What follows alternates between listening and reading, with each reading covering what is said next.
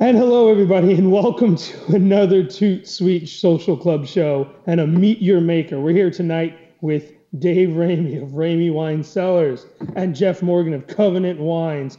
We've got some wonderful wines to share. We've got some fantastic people logged in. Thank you, everybody, for being here. And as always, thank you to 55 Degrees for helping us put this on. Gentlemen, welcome. John, thank you. Pleasure to be here. We're really happy to have you. We've got some wonderful wines that both of you brought. And I'm looking forward to drinking them and just hearing some wonderful stories. I mean, it's Friday night. We're sitting around. We're drinking good wines. I mean, we're getting cozy here. It's cold outside. We might as well be just sitting in our local watering hole and having a good time, eh? Welcome to Drunk History, folks. I second Drunk that. History wine style. I like that. Yeah, we'll take a taste of that. Yes, might as well get started. So then what's your drunk 5-minute history of Ramey Wine Cellars? Well, you know, the Napa Valley is full of wealthy people who made their money in anything but the wine business. And I'm just a poor winemaker. That's all I've ever been. I've been doing it for more than 30 years now. And so some other brands that you may have heard of, including Matanzas Creek and Chalk Hill and Dominus and Rudd, that's where I sort of earned my stripes before my wife Carla and I, who's sitting right over there on the sofa watching all this hilarity, before we started Ramey Wine Cellars. So when I left Chalk Hill to go to Dominus in 1996, that was the opportunity to start our own brand. And I started with 260 cases, not much, of Hyde Vineyard Chardonnay, which is what we're still making and we have here today. It's good wine. Well, thank you. I would hope so. And if I remember correctly, you didn't study winemaking in college initially. You started doing English? Sean has read our website. He's done his homework, and he gets bonus points already. Does that mean I get more wine? Just getting started. Yeah, as much as you want. Yeah, I had the UC Santa Cruz degree in American literature, which brings along with it some other extracurricular activities that those of you who know about Santa Cruz may remember. Brian in the audience knows what I'm talking about.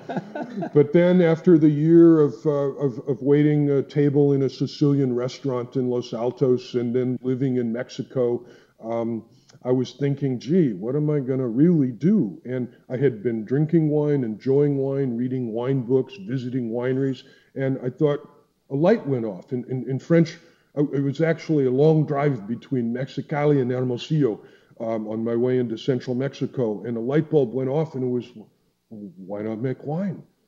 Makes people happy.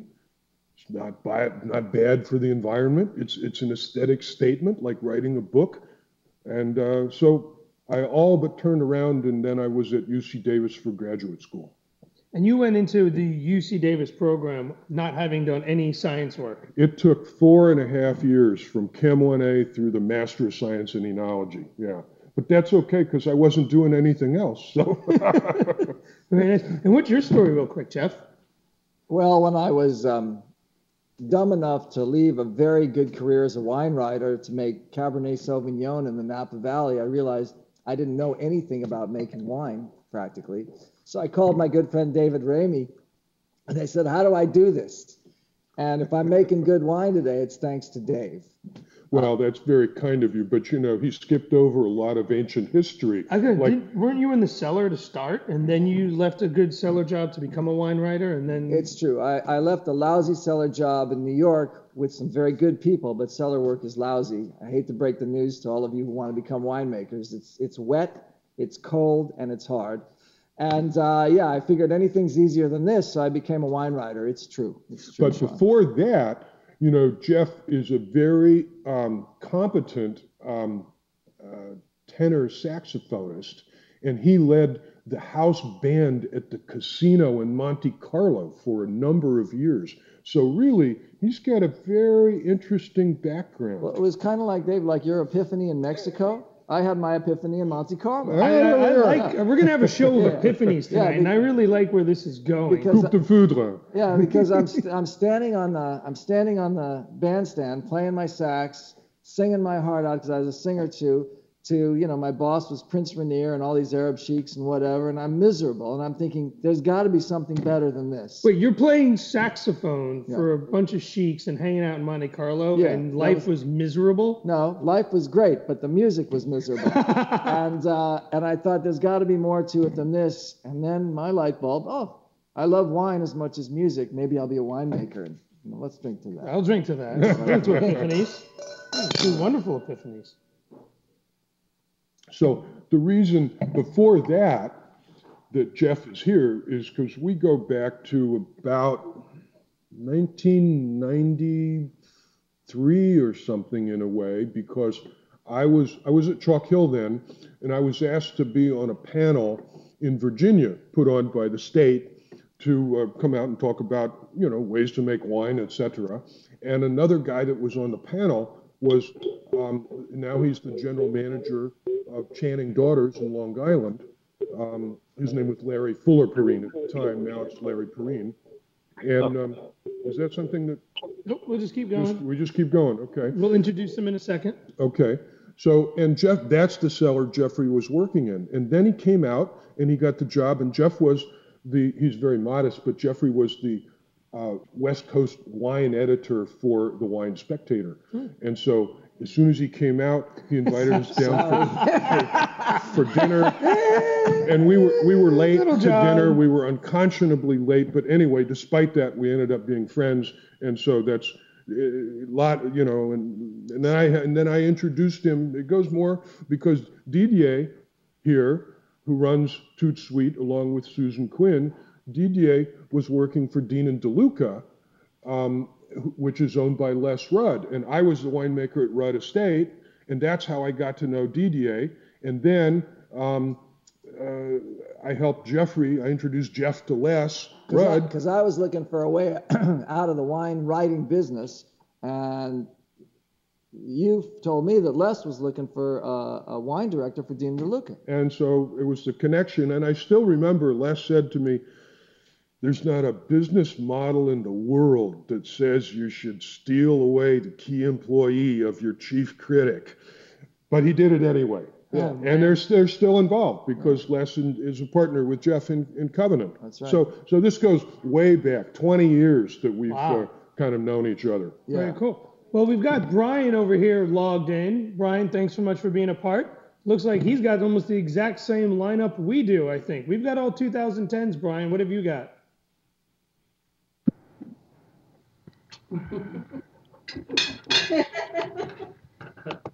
Oh, no. Okay, we are logged in.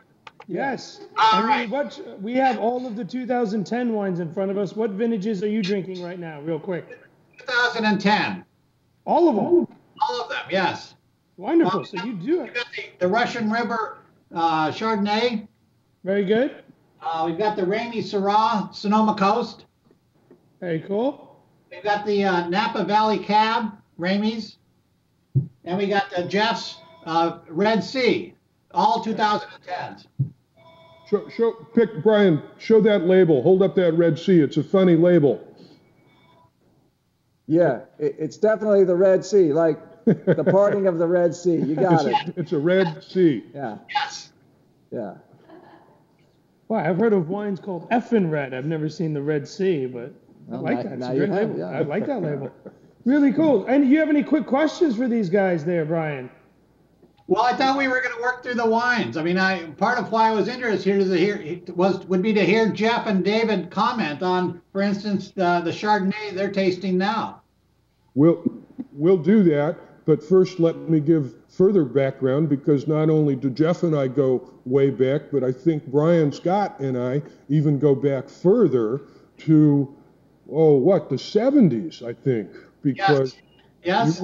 You were high school classmates with one of my Santa Cruz college classmates, and that was in the early 70s, so we go way back. So, yes. Good to see you here tonight.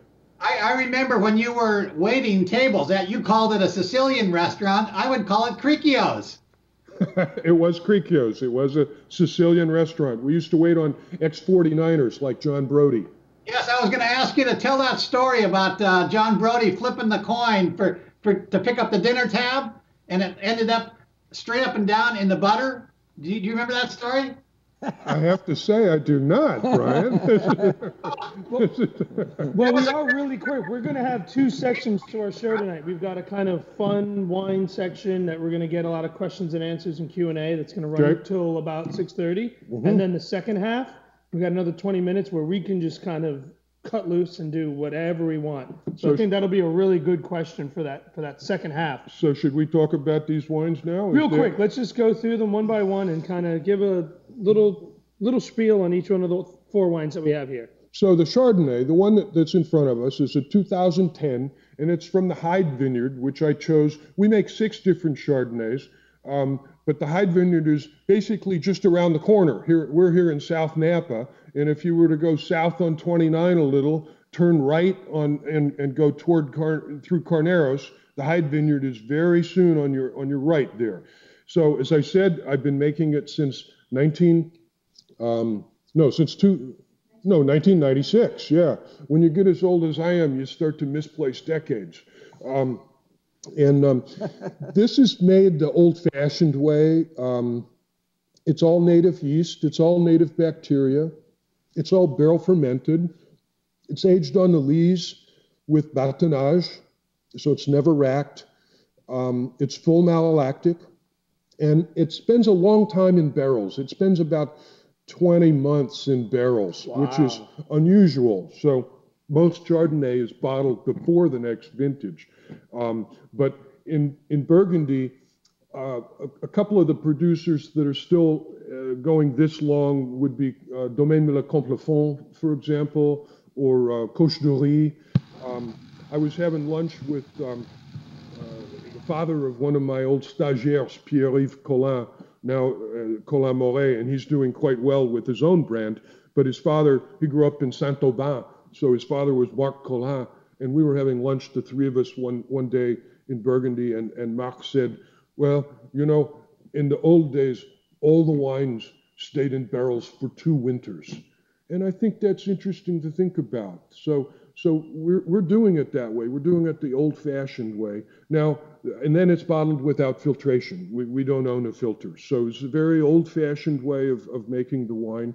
One of the things I would say is that because I was trained in France, in Bordeaux, but I've spent a lot of time in Burgundy, I appreciate the Burgundian aesthetic, and acidity plays a prominent role in classic white Burgundy. And so our Chardonnays have that sort of prominent acidity that balances the richness of California's sunshine and ripe fruit. And so that's sometimes California Chardonnays can be a little round, and ours is a nice balance of our inherent richness of the state plus some clean acidity. Very good. It's a really good Chardonnay. I'm already help yourself. done. Well, I'm saving room because I'm looking forward to these next 3 wines just as much. Jeffrey, do you want to, as an ex-critic for the Wine Spectator, do you want to weigh in on this wine? Yeah, I think this is an exceptionally rich, lush style of wine that is very well balanced, but it does have that core of acidity that kind of holds it all together, which is really important when you've got this kind of richness, Dave. But it's very lush and kind of actually very sexy and really easy to drink. But at the same time, it has enough complexity to make you want to think about what you're drinking. So if you just want to slug it, that'll work. But if you want to think about it, there's a whole lot to think about here. There's really a lot going on with it. It's lots of layers, lots of creme brulee, lots of lemon zest, lots of just really good toffee notes, and it's all the nice pieces of Chardonnay, all kind of layered one on top of the other. Oh, that's really good. Thanks. But I think if you go back that acidity, I just took another sip, that really gives it structure. You know, it holds it all together. So you could have a big fat wine that just kind of falls apart. Mm-hmm. And this one's rich, but it's got this core of acidity that really holds it all together and gives it great structure. Now, one of the points I'd like to make is that, you know, we're enjoying this wine at cool room temperature. It's not cold.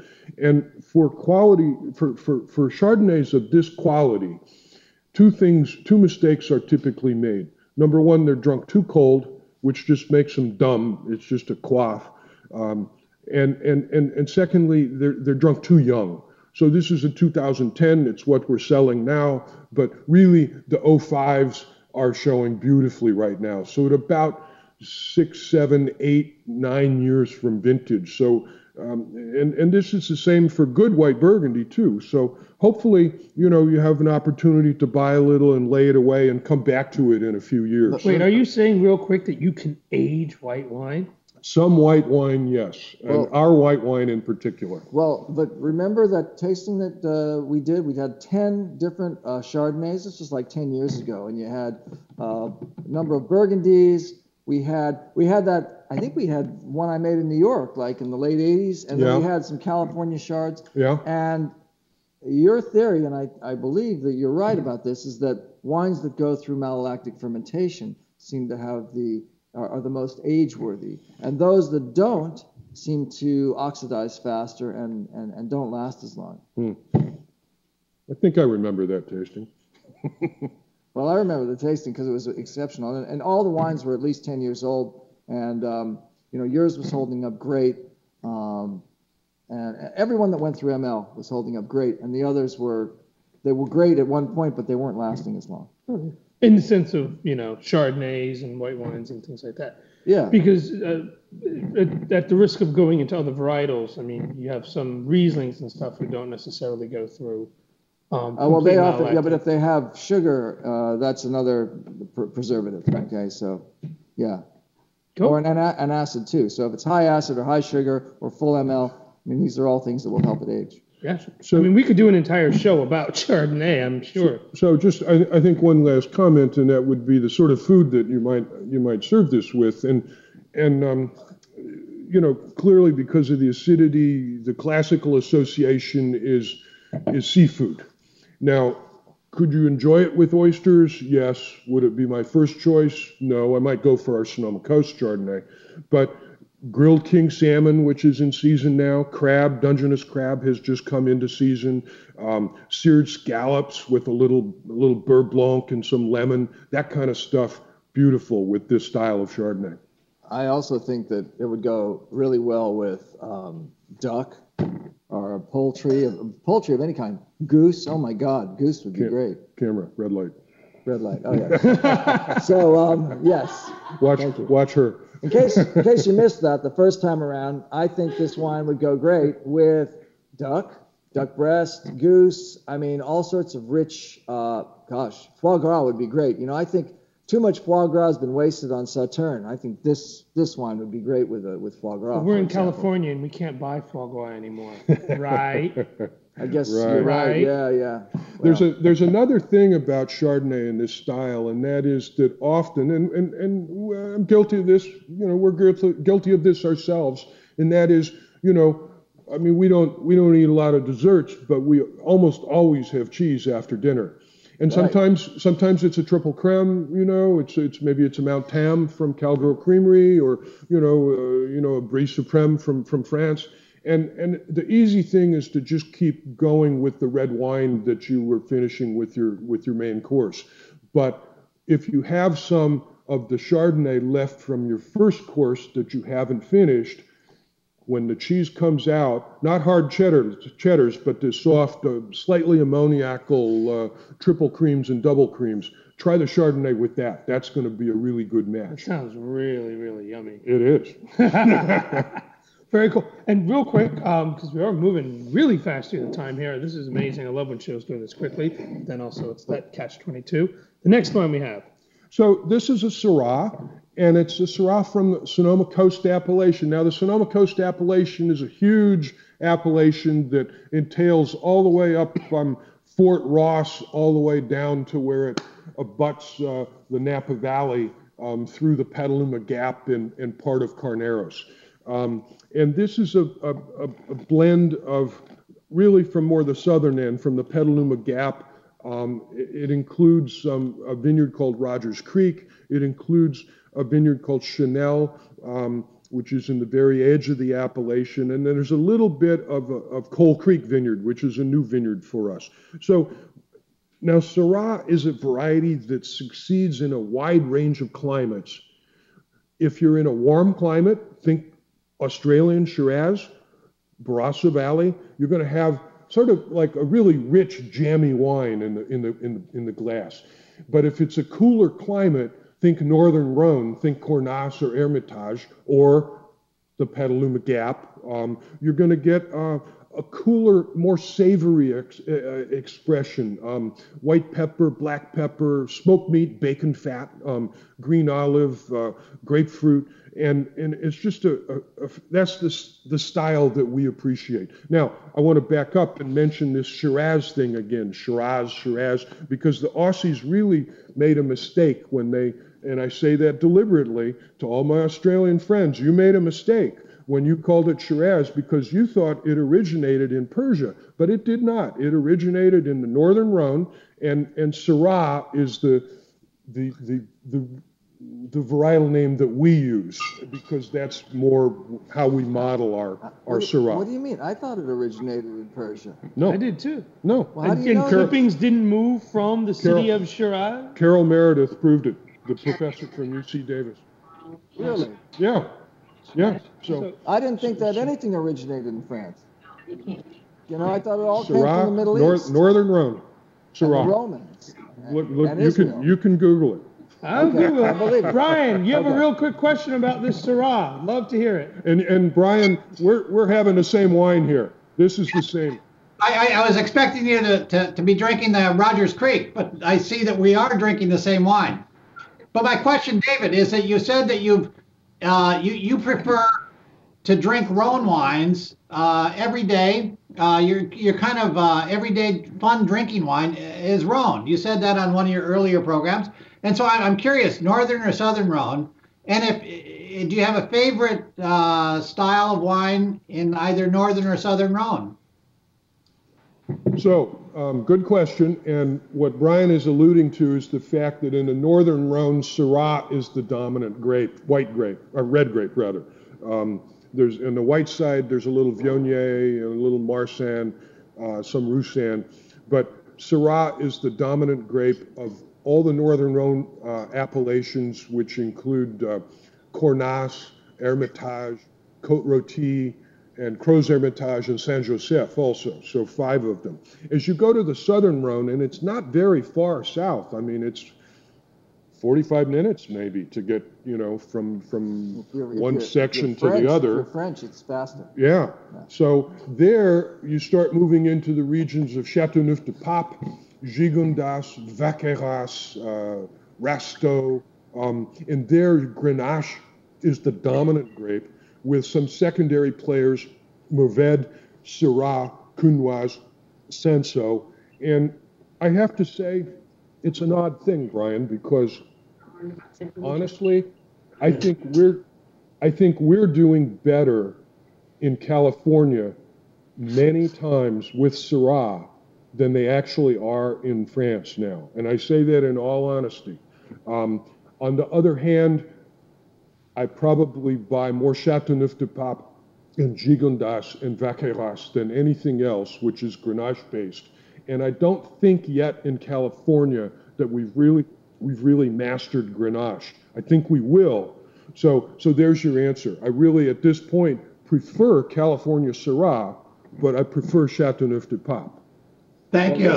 Yeah, I mean, this wine, Brian, you're drinking it, right? So I find it's got a richness and a plushness that it's very unusual to find in the Rhone. I mean, they can't get grapes this ripe. This is not overripe. This is not, raisin. This is just lush, ripe Syrah fruit. And the tannins are just, what was that? It's my wife, Jody. She was sneezing, actually. That's the peanut gallery. Yeah. So the tannins are ripe, smooth, and frame this fruit beautifully. And it's very hard to find this in Europe. I mean, maybe they get one vintage out of 10 where they can get this kind of ripeness, but we got it right here in this glass, and we get it most years if we know how to harness it. 9 out of 10. Yeah. But remember, nonetheless, we had lunch together in the Rhone some years back, And we walked into this great restaurant. What was it called? Pierre. I don't remember the name. It'll come to me. We had I remember what a we drank. 7-course meal with truffles in every meal, including the ice cream. So we get there, and they have like all these great, really great Rhone wines, and there was it was a 58 Rayas. Beaugravière. Oh, it was Beaugravière was the name of this restaurant. You should go there if you're ever in the Rhone Valley. It was near Avignon or something. 58 Rayas, not so expensive, and my God, that was good. And then later on, we came across that 53 La Chapelle. See, he remembers all this. Yeah. I was enjoying myself too much. I'm a geek, right? But the 53 was my birth year also. So we had both those wines. I think they were two of the greatest wines I've ever drunk. So they did well those years. But I wonder if it, maybe you have to wait, 50 years for it to taste like it did back then. But this is pretty damn good. 2010, it's gorgeous right now. Beautiful wine, beautiful wine. Thank you, gentlemen. Real quick, just to let everybody know, we're finishing up the kind of first half of our show where we're really being serious and we're really talking about the wines. And we're going to still continue to talk about the wines. We actually have 2 more to go through, 2 Cabernets, which I'm really looking forward to. But we're going to take this moment to kind of take a quick break, and then we're going to turn right into the second half of the show. And then it's really going to be about like kicking up a gear and talking about those days at Dean and DeLuca and what else really might have happened while you guys were in the Rhone. And that lunch, 7 courses, I'm sure there was a different wine with each course, and where you might have stumbled to later on in that lunch. So thank you, everybody who's logged in right now. We look forward to having more people logged in constantly. Get on. If you're watching and you're not logged in, get logged in. And always remember, thank you to 55 Degrees. Thank you to everybody who's been being a part of this so far and coming in with questions. We look forward to more of them. People who do not go anywhere. We want you here. Thank you guys so much. We'll see you in the next part of the show. Cheers. Cheers. Cheers. Well, that comes through perfectly. That came through beautifully.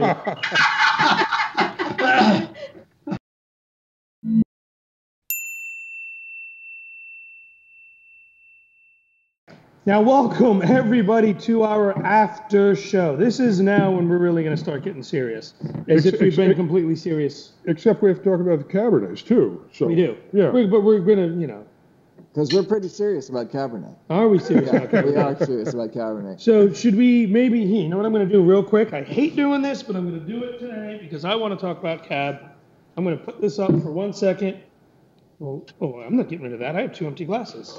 There you go. I just want to make sure everybody has 2 empty glasses so we can do the 2 Cabernets side by side. Let's have you introduce the 2010 Napa Cab from Ramey. Well, you're a little bit ahead of me.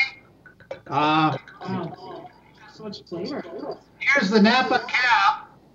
David Ramey's Cabernet Sauvignon from the Napa Valley. What's that? I'll drink to that. We'll drink to that. Cheers. Always toasting. Toasting to you, too. Thank you so much. What do you think of it, real quick? I'm sorry, you're ahead of me. I haven't tasted it this Neither time. have we. Well, but I do have a question for filling. Jeff, and you're the writer. David, you're the expert. How do I convince friends when I'm out to lunch or dinner to go with a single variety, so the Vineyard designate wine, as opposed to a less expensive regional wine? Did anybody really understand that question? Yes. So I think what Brian's trying to ask, and Brian, give me a thumbs up if you think I'm right. When you're out having dinner with friends and you're going to a restaurant, Friends, yes. and you're sitting there and you've got this massive list in front of you, hundreds of wines, and you've got very specific varietals, Cabernet, Pinot Noir, and each one is going to be vineyard designated. So, instead of just saying Sonoma Coast, we're going to, break it down to the individual Sonoma Coast vineyard Pinot Noir. How would you convince your friends to order that wine versus just going, why don't we get Sonoma County Pinot Noir? That's a lot less expensive. Well, Is that about right? Is that what you're looking for? Exactly right, John. Yes. So I'm gonna take this. I'm gonna start with this because, Brian, never forget that the first thing you do is you find out, you ascertain what your wife is ordering for dinner. And then using that, you kind of say, oh, so would you like Zinfandel or Pinot Noir? And then she answers Pinot Noir, and then you go to that list, okay? And that's 90% of the game right there. I just did that last night. And she's shaking her head, everybody. We're getting full-on thumbs up from her. And Brian, I can't top that answer, really. But I think we've now heard what you do with your wife. With your friends, you just have to first figure out who's buying the wine. That's what I was going to say. Who's paying? So if you're not paying for the wine, then of course you look for the one that you recognize as being possibly the best one. And no holds barred. Just like that Rayas 58 and the La Chapelle 53. Neither Dave nor I were paying for that. It was my friend and partner Leslie Rudd who was with us, and he was paying for those wines that day, and that was a good thing because they were very expensive. So also. Where do I sign up to be Leslie Rudd's friend? It's good to be Les's friend, but it has its challenges. But Les is great, isn't he? I like Dave's he's just giggling over it. Oh boy! Yeah. And we're gonna after this wine, the second Cabernet, you have a different Cabernet on your table. You have our Red Sea, which I'm very proud of, but the one we have up here is the Covenant Solomon, which actually is a co-ferment from two of Leslie Rudd's vineyards, and it's the best wine I've ever made, probably, because Les has really great vineyards. All right, real quick, this Napa Cab that we're drinking from you, David, quick background on it, vineyards used, the shebang, kind of like you broke down the Chardonnay, talking about, full ML, 20 plus months in barrel. What do we got here with this Cabernet? So this is not a single vineyard. It's an appellation wine. It's Napa Valley. So it's a blend actually of about a dozen different vineyards. There is a little Merlot, a little Malbec, a little Petit Verdot. I don't think there's any Cabernet Franc this vintage. And there's some hillside and some valley floor. So it's a mixture there. And it runs from the Oak Knoll district, which is in the southern end, all the way up to Calistoga appellation. So it runs the gamut. So it's a good amalgam, really, illustration of what Napa Valley Cabernet is about. Now, 2010 was a cool vintage, not a cold vintage. This wine it's about 60% new oak, mostly French, touch of American from a French cooper. And it spent a long time. It spent 2 years in barrel, about actually a little more, about 26 months. And then was fined with a little bit of egg white, which is a very traditional artisanal approach to making natural wine. And then it was bottled without filtration. So there you have it, Sean. Mm-hmm. Really, this is classic Napa Valley Cab to me. This is in essence what a Napa Valley Cab. If I was saying to friends of mine on the East Coast, who come out and visit me, you have friends on the East Coast. I grew up on the East Coast. I learned how to make wine on the East Coast. Not too dissimilar from you making wine in New York. Where was that? Williamsburg Winery in Virginia, if you can believe that. So I spent 2 years shoveling stems and cleaning tanks before I ended up in Australia making Shiraz and then came out here to California. But if I have my friends coming out to visit me, this is something that I would use as that kind of, this is your benchmark. This is what Cabernet, Napa Valley appellation is supposed to look like. Now, we can go any direction off of here, but this is what you always need to kind of put in your head. Thank you, Sean. I appreciate that. One thing I would say, and this is stepping out a little bit, is that increasingly one has to be aware of sweet Napa Valley Cabernets. There are a number of wines that literally are sweetened with sugar, and you know, if you know what you're looking for, you can taste it, This is not. This is a natural wine, native yeast, native bacteria, unfiltered. It's completely dry. So it's a wine that, once again, like our Chardonnay, that's going to pay benefit in the cellar. It's delicious now, but it's going to be better in 5 years, 8 years, 12 years, something like that. Yeah, it's really good, and I'd be hell bent on, if I had any of this, trying somehow to wait, X number of years down the road just to see how it would develop. Well, thank you. Definitely, I would say one of those wines that you buy a case of and you drink one every year on a specific day for the next. No, maybe one a month. Well, then you're going to have to buy 2 cases. You're going to have to buy a little bit more than 2 cases to get through the next 2 years. All right, I'll give you that. One last thing I would say, because we haven't talked about price here. This Cabernet retails for $55. Given the current state of the market, you can probably find it in a retail shop near you for, let's say, $49.95 or something. And honestly, I only say this because people tell us all the time, this represents tremendous value in Napa Valley Cabernet because, unfortunately, Napa Valley Cabernet's gotten quite expensive. And so a $50 bottle of wine that's value, the way it is. No, and you know what? When I was not expecting you to give us a price that low, I was really going to think, I was expecting upwards of $65, $70 for you on this wine.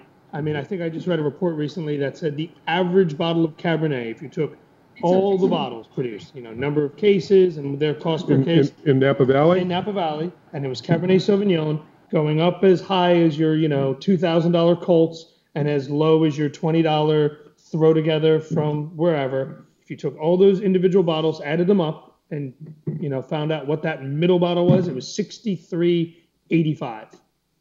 Was the exact center. We're going to raise the price. Very cool. Yeah. Very cool. It's a tremendous value. This is a delicious wine, and I'm really happy to try it and share it with you. Thanks. Thank you. Jeff, I want to hear about your cab because this is fantastic. Well, that's because it costs more than Dave. But actually, that was a low blow. But in fact, again, does it really cost more than Dave's? Yes, it does. Much more. Much more. Okay. So, but again, remember I said in the beginning of the show, if I'm making good wine, it's thanks to Dave. So it's true. David taught me how to make Cabernet Sauvignon. So, and this wine actually comes from 2 vineyards. So it's both belonging to my partner, Leslie Rudd. One is from his Oakville Vineyard, the Oakville Vineyard, which is right at the corner of the Oakville Crossroad and across the street from Screaming Eagle, if you heard of Screaming Eagle. And it's a beautiful spot to grow Cabernet. And I took half of the grapes for this wine from that vineyard, from Leslie's estate vineyard, and I took half the grapes from Leslie's vineyard at the top of Mount Veeder, which is 1,500 feet up in the air. It's 100% Cabernet. I picked them the same day, the mountain fruit and the valley floor fruit, brought them in and fermented them, co-fermented them together. So it's a very interesting blend of mountain meets the valley. And all at the same time, too. Yes, and it's interesting because those of you who watch have learned recently that bringing varietals together as soon as you can, whether it's for co-fermentation or immediately after fermentation, really allows them to kind of hook into each other. So for you doing that day of, that's fantastic. Yeah. And it's, because I subscribe to the Ramey School of Winemaking, native yeast ferments, native malolactic fermentation, unfined, unfiltered. I do occasionally use egg white fining, but I didn't with this. Didn't need it. It's very well. Have you tasted this? Let's try this. I've been drinking this. I'm not tasting this. This is so good. And please don't get me wrong. I'm not trying to knock it back and not give it its due, but it's so good that trying to hold on to it long enough to taste it is difficult. Well, thank you, Sean. So we call this wine Covenant Cabernet Sauvignon, and we call it Solomon. And why do we call it Solomon? Because Leslie's and I are both Jewish guys, and we both have Hebrew names, and Leslie's Hebrew name is Solomon. And anything that I make off of Leslie's properties, I call Solomon in honor of his Hebrew name, not only because I'm honoring Leslie, but also because the wine, I don't know if you know this, Sean, but the wine is kosher. So all of the covenant wines and the Red Sea that you've got over there by that Red Sea that you're drinking, Brian, that's the $44 version. And it is also kosher. So, this one costs $150, but I don't know, is it worth it? Well, I hope so. For Brian here, what's the difference between what we're drinking in the Covenant and what he has in the Red Sea? Just real quick. The Red Sea is a blend of. First of all, there's a core vineyard. It's not one of Leslie's vineyard. It comes from the Juliana Vineyard, which is in Pope Valley, which is just a kind of a tributary valley to the Napa Valley. Technically, it's Napa Valley. And one thing I do with my super high-end wines is I take the pressed wine and I keep it separate and I age it separately, and I'll blend it back with various wines depending on what it tastes like. But this has no pressed wine in it, so it's just all free run. Whereas there's the free run from the Juliana Vineyard in the Red Sea, and also some of the pressed wine from the Solomon, as well as my other Covenant Cabernet, which is from another vineyard in the Napa Valley. So it's a blend of 4 different vineyards with some of the press. There's no new oak in the Red Sea. It's all once or twice used French oak, and whereas this is about 75% brand new French oak, yeah. And so it's I think it's a great expression of what we can do with Napa Cabernet at a more reasonable price. Also native yeast fermented, unfined, unfiltered, that 010. Very proud of that wine. And real quick, I am curious, what makes a wine kosher? So basically, that's you got to pay the man. Yeah. I mean, because I know that I'm speechless. All right, I got the answer. In high-end Napa Cab, there are a lot of this producers. Is the only high-end Napa Cabernet that's kosher. That's kosher. But there's already a lot of work going into sorting fruit and separating things. We do all the out. same thing. What separates you? Explain the difference, though, between. I'm going to explain. What makes a wine kosher? All wine is kosher. All wine, according to Jewish tradition, is holy. The trick is not making it kosher. The trick is keeping it kosher. And it's really a symbolic thing. For the wine to remain kosher, it can only be handled or touched by a Sabbath-observant Jew. In other words, someone who keeps kosher, who follows all the rules of kashrut. And so, in other words, John Goodman, right? You saw that movie too? That's a reference. So, are you the only person who touches these wines? Actually, I am not Sabbath observant because I wouldn't be here tonight on Friday. I would be in synagogue or I would be somewhere else. I couldn't even. That's why drive he has to pay. Yeah. So there are 2 of us at Covenant. I'm the winemaker. I have an associate winemaker who is also Sabbath observant. And between the 2 of us, we figure out a way to make these wines so that when anybody actually has to come in contact with the wine, that's Jonathan Haydu, my associate winemaker. Okay, so does that mean during harvest, if punch downs need to happen on the Sabbath, you're the one to take it? Nobody. Well, first of all, nobody can do the punch downs, but what we've devised timers. We actually don't typically do punch downs. We do pump overs, and we have timed pump overs. Actually, our wines have become better since we can do 6 pump overs a day. They're all timed. They're really short pump overs. It's really quite good.